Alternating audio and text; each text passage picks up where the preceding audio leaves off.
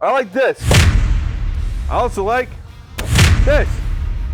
Can I put this with this and have it still taste good? Question. I think so. Okay, let's do it.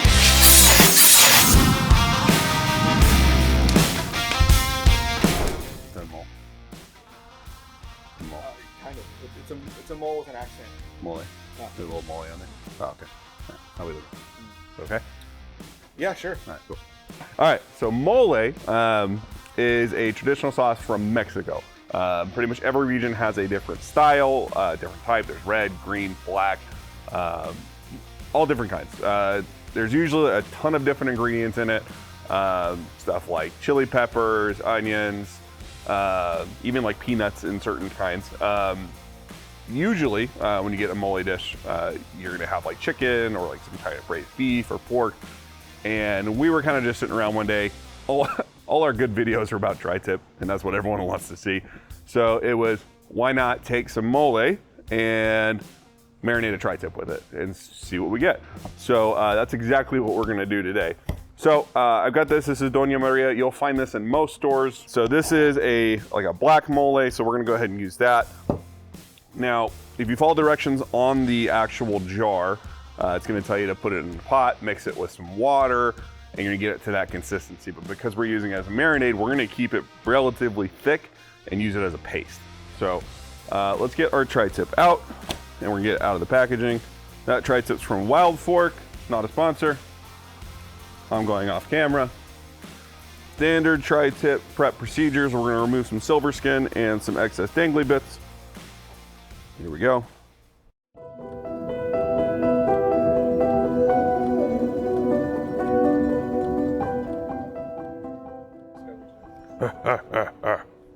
You know, I think the cool thing was about Tool Time, you watch it as a kid and you're just like, oh, it's funny. It's this big bumbling doofus who just like, you know, does silly stuff with power tools. And then you watch it as an adult and you're like, oh my God, that's relatable. You know what I mean? Any excuse to make lots of noise and be destructive. It's like, kind of like my Friday nights.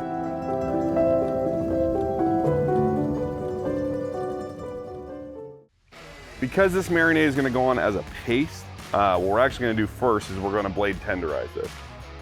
Little fun fact for you, if you buy your meat at Costco, generally speaking, if it is packaged in styrofoam with the cellophane over it, it has already been blade tenderized. That's why everyone loves those steaks from Costco. We're just gonna replicate that. It's mainly because we want that seasoning to get down into the meat rather than just be at the surface level. All right, so your blade tenderizer, generally gonna look something like this. It's gonna have the safety part here. It's gonna have a lock on the top because if I did this right now, I'd be going to the hospital. So go ahead and unlock it, and you're gonna press down quick and hard. Blade tenderizing, when you got a tougher cut of meat that you really want it to just kind of fall apart once it's cooking, you're gonna use that technique because what it's doing is it's cutting that connective tissue before you even cook it. So by the time you slice it and actually chew it, you're not having to do as much work. It's not as chewy, but it also gives you space to where you can have flavor on the outside of your meat get down into those crevices that blade tenderizing creates. So you're cutting down cook time, things like that. There are some cuts where it's kind of just not necessary. I would say like tenderloin, filet mignon, things like that. Tri-tip is something that I normally don't blade tenderize, but in the case where I'm putting a paste on as a marinade, I'm gonna go ahead and do that. So next step, we're gonna go ahead and get our mole paste out. Which I've already got it prepped over here. I'm gonna need to get some gloves on, so give me just a second. That's thicky boy, look at that. All right, so we've got our mole paste prepped over here. Again, we did not add any water to this. All we did is basically take it out of the can, stir it up. It's gonna be super thick, but that's okay, because that's how we want it to go onto the tri-tip. So keep one hand gloved, and then go ahead and just apply the paste as such.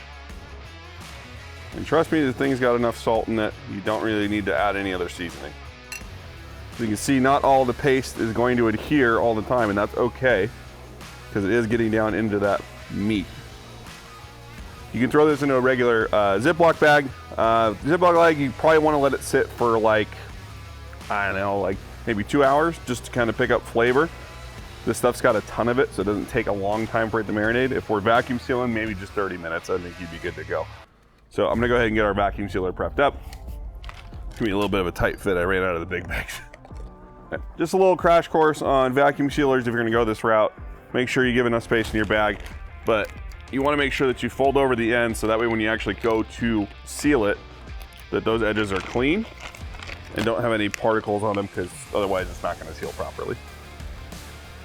Okay. Skinny side in first.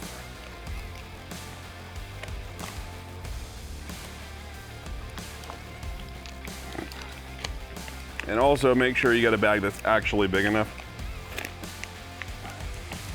Unlike me, who's just making it work. All right, we are vacuum sealed up, 30 minutes in the fridge. Oh, we have finished our pre-marinade time, so we're gonna get this out of the bag. Yep. So this step right here. Ugh. Can I get a smaller bag next time? All right, so what we're gonna do is we're actually gonna try to get off a little bit of this, because we don't want big old clumps of this mole paste on the tri-tip. We just kind of want a little bit of like bark per se. Again, you can kind of see this is already sticking to the outside really well. It's exactly what we wanted. All right, so what we're gonna do next is this is gonna go into our smoker.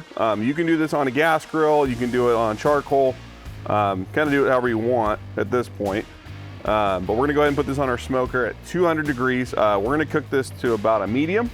And at that point, we're gonna let it rest afterwards. So let's go ahead and get it on the smoker.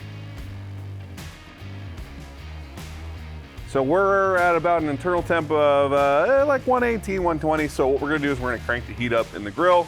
If you're doing this on charcoal, you've probably been cooking it indirect. So at this point, we wanna sear everything off and get a nice little crust around that tri-tip. So that's exactly what we're gonna do.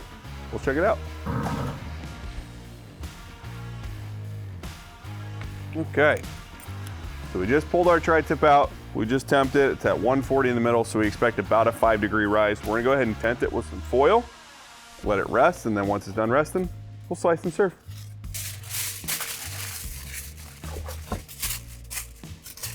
See you in a bit. All right, so we're done resting. We're gonna go ahead and get a little slice and see how everything turned out. Ooh. All right. Here we go. Cheers, y'all. Oh. That was super bomb. Tons of flavor from the mole. Tri-tip super tender since we did the blade tenderization. I mean, if you're looking for a way to switch up how you normally do your tri-tip, I know we've done a bunch of these videos.